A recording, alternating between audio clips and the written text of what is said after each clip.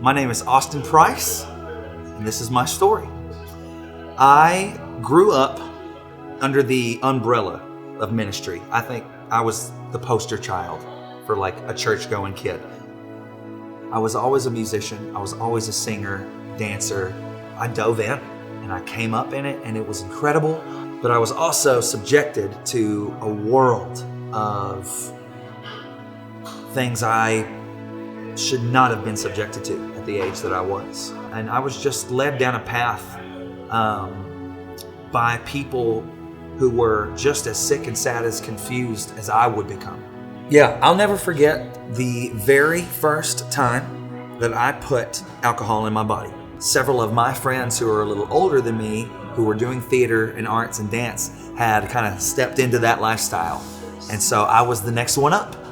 The very first time, immediately, I was met with consequence.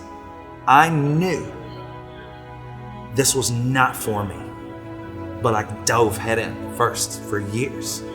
The drinking, the substance, the recreational drug use felt like this second nature kind of thing.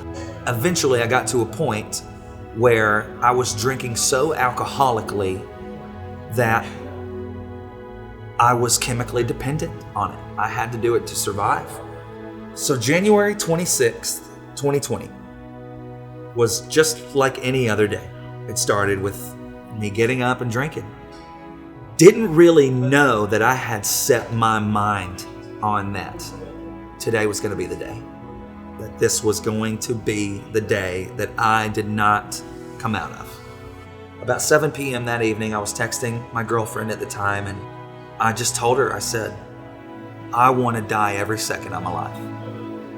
And you can tell anybody you want to, but I don't think that there's anybody that's going to get here in time to stop me. But it was in that moment that God began to work.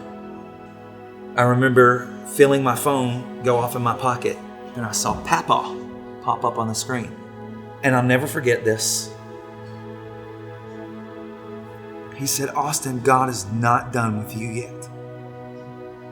I don't know what happened, but there I laid on the floor, a dead man, and the fight for my soul waged all night long. The next morning, I woke up.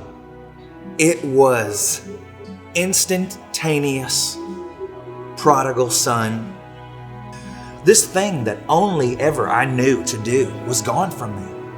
And so I got up and I went over to the Target and I walked in and I bought a Bible.